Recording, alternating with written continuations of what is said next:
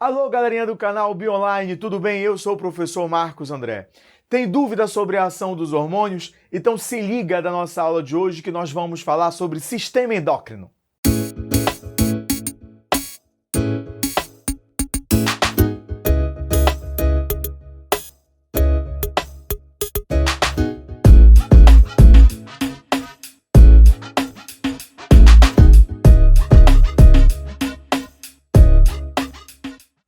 Alô, galerinha do canal Bionline! Hoje, sem dúvida alguma, uma das aulas mais importantes da fisiologia.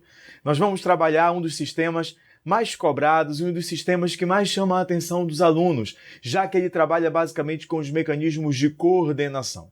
A nossa coordenação, ela pode ser uma coordenação nervosa, mediada pelos neurônios, gerando um impulso elétrico, que ele, na verdade, esse impulso nervoso, ele é conduzido entre neurônios por meio das sinapses, o que nos permite uma resposta a uma variação ambiental, quer seja externa ou interna, com grande velocidade.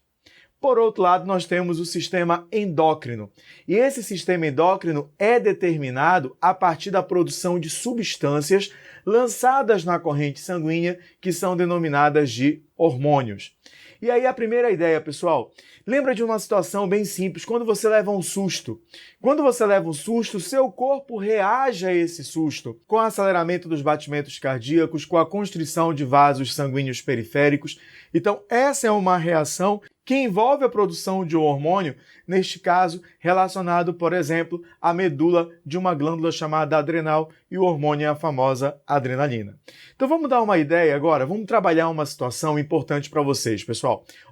Você que está acompanhando a aula do Bionline, é interessante a partir de agora você ter um caderninho para anotar as principais observações, tudo bem? Então dá uma olhadinha aí na imagem, filhos. Olha só, sobre o sistema endócrino,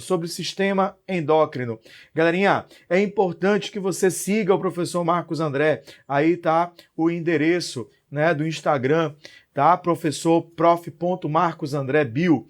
Dá uma olhadinha lá, acesse, siga o professor Marcos André, que lá também tem bastante dicas via Instagram. Então dá uma olhadinha aí, pessoal. Todos os hormônios são substâncias lançadas diretamente na corrente sanguínea. E essas substâncias são produzidas por glândulas denominadas endócrinas, além de alguns órgãos interessantes que vivem ali, que participam do trato digestório, como acontece com o estômago, como acontece também com o intestino delgado. E a maioria dos hormônios é de natureza proteica, porém, alguns podem ser derivados de um único aminoácido e outros derivados do colesterol. Dá uma olhadinha para mim agora, pessoal. Sempre que você for trabalhar com hormônio, o ponto fundamental é que ele é produzido por essas glândulas denominadas endócrinas e são lançados diretamente na corrente sanguínea. Então essa é uma situação que a maioria dos autores do ensino superior, artigos científicos e do ensino médio, defendem de uma forma bem clara, que uma característica básica dos hormônios é o fato de serem substâncias lançadas na corrente sanguínea. Agora, há uma particularidade que é importante você levar em consideração. É que muitos alunos acabam criando um vício achando que todo hormônio é proteína. Não, pessoal. Alguns hormônios, talvez até a maioria dos hormônios que você estuda, são de natureza proteica. Porém, a gente pode afirmar que a natureza química dos hormônios ela é diversificada. Quando falamos, por exemplo, em testosterona, estrógeno, progesterona, aldosterona, estamos falando de hormônios esteroides que são derivados do colesterol. Quando falamos em T3, T4, triodotironina e tetraiodotironina, respectivamente, são hormônios derivados da tirosina. Percebam que dessa maneira a gente pode afirmar que a natureza química dos hormônios ela é variada. Então, galerinha, todo hormônio é produzido pelas glândulas endócrinas. Mas o que são glândulas endócrinas, O primeiro ponto que você tem que levar em consideração é que glândula é qualquer tipo de estrutura secretora derivada do tecido epitelial. Perceba, o tecido epitelial é aquele tecido avascular que ele se multiplica invadindo o tecido conjuntivo e células desse tecido epitelial são capazes de secretar substâncias. Agora, galerinha, dá uma olhadinha aí para a imagem, por gentileza, vamos lá. Aqui nós observamos os tipos de glândula. Acompanha aqui a ideia, filhos. Olha só. Aqui nós vamos ter justamente a ideia que nós estávamos acabando de comentar. Aqui eu tenho, tá, a origem da glândula por meio do tecido epitelial. Então aqui eu tenho o tecido epitelial. Esse tecido epitelial ele vai se proliferar e ao proliferar ele determina e se diferencia em células secretoras que serão produtoras de substâncias, correto? Perfeito. Vejam só, essas células secretoras lançam a sua secreção para dentro de um ducto secretor. Estas outras aqui, ó, lançam sua secreção para dentro de vaso sanguíneo. Então, qual é a grande pergunta agora, pessoal? Qual das duas glândulas seria a glândula endócrina? Dá uma olhadinha para mim. Filhos, olha só, a partir do momento que eu digo para você que qualquer tipo de glândula endócrina é aquela que libera sua secreção para dentro de um vaso sanguíneo, é claro que a célula secretora, que a glândula endócrina mostrada na figura anterior, seria qual? Seria aquela que produz substâncias e que vão lançar diretamente para o vaso sanguíneo, uma vez que elas são destituídas de ductos secretórios. Essa é a principal diferença.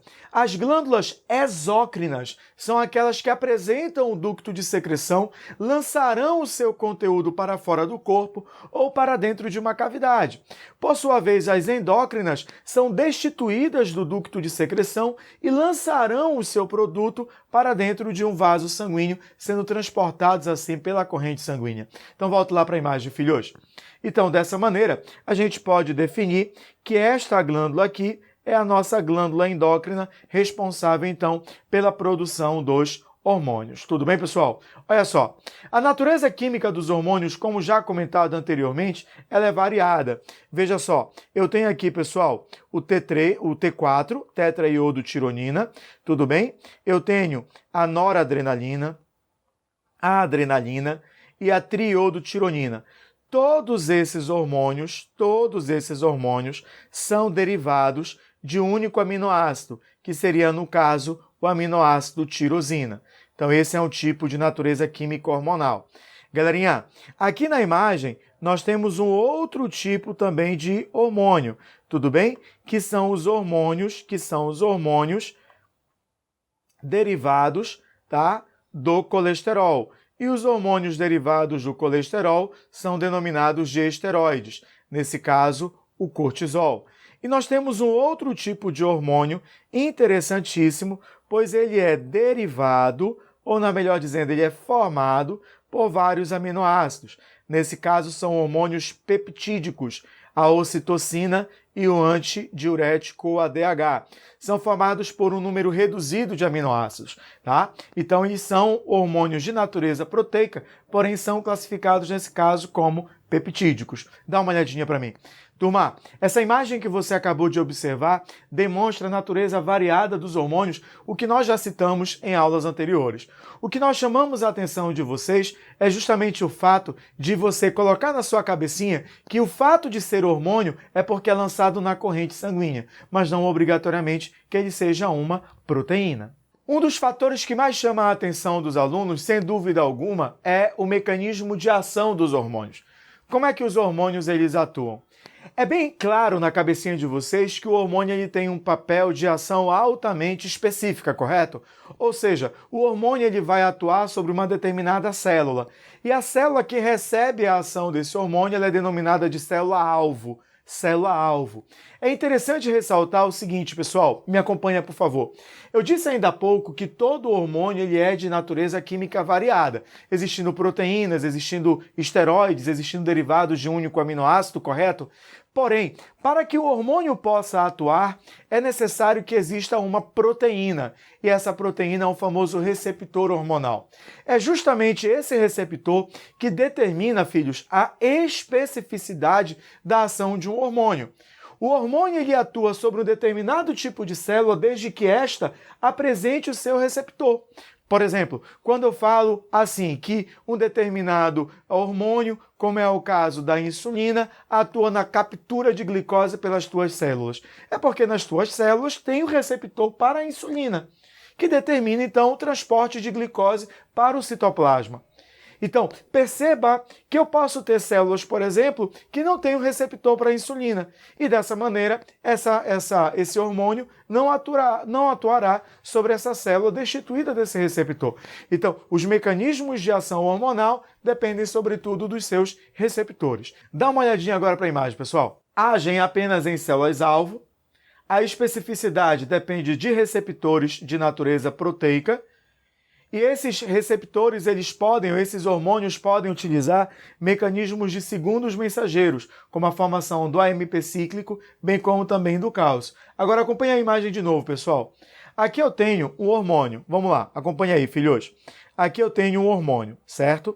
E esse hormônio, essa glândula, melhor dizendo, essa célula secretora, produziu um hormônio X que vai cair na minha corrente sanguínea.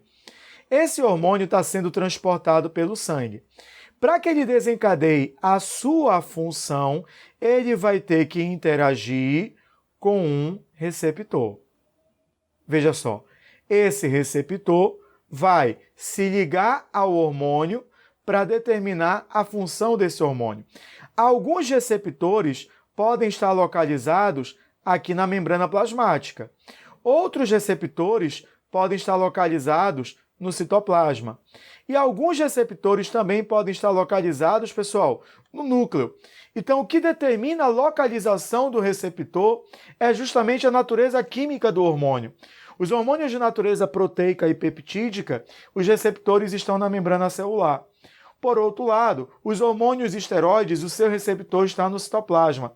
Já os derivados da tirosina estão no núcleo celular. Então dá uma olhadinha para mim. Perceba que a natureza química do hormônio depende ou determina a sua ação. Como o hormônio vai ser, digamos, reconhecido? Então a natureza química hormonal ela é fundamental. Porque se eu trabalho, por exemplo, com o hormônio lipofílico, ele atravessa rapidamente a membrana plasmática e a ação dele é prioritariamente lá no citoplasma, porque o seu receptor é citoplasmático. Por outro lado, se eu tenho um hormônio de natureza proteica, ele atua diretamente na membrana, porque o receptor desse hormônio está localizado na membrana celular. Então, a ação de um determinado hormônio é determinada fundamentalmente pelo receptor, pela localização desse receptor. Tudo bem? Agora dá uma olhadinha aí para a imagem novamente, pessoal. O controle da secreção hormonal é interessante e ele é determinado por um mecanismo chamado de feedback negativo, ou melhor dizendo, pelo feedback. O hipotálamo libera um hormônio de liberação que atuará sobre a adenopófise. A adenopófise produz o hormônio tireotrófico, que vai atuar sobre a tireoide. Este, por sua vez, produzirá dois hormônios, T3 e T4. A elevação na concentração de T3 e T4 bloqueia o hipotálamo, a adenopófise deixa de produzir o TSH, a tireoide deixa de produzir T3 e T4, o que reduz a concentração desses hormônios. Reduzindo a concentração desses hormônios, o hipotálamo passa a produzir novamente o hormônio de liberação e assim a hipófise volta a ter a função sobre a tireoide e a tireoide passa a produzir T3 e T4. Então dá uma olhadinha para mim agora, pessoal. Esse é o principal mecanismo de regulação da concentração do hormônio, que é chamado de feedback. Perceba que eu comentei com vocês que há o feedback positivo e há o feedback negativo. O feedback negativo é aquele quando há o aumento da concentração de um hormônio, diminui a liberação do outro. O positivo é o inverso. Exemplo, a hipófise libera o LH. O LH determina o processo de ovulação e estimula o corpo lúteo a produzir progesterona. Dessa maneira, aumentando o LH, eu vou ter também um aumento da progesterona. Aí eu também tenho feedback, porém nesse caso é um feedback positivo.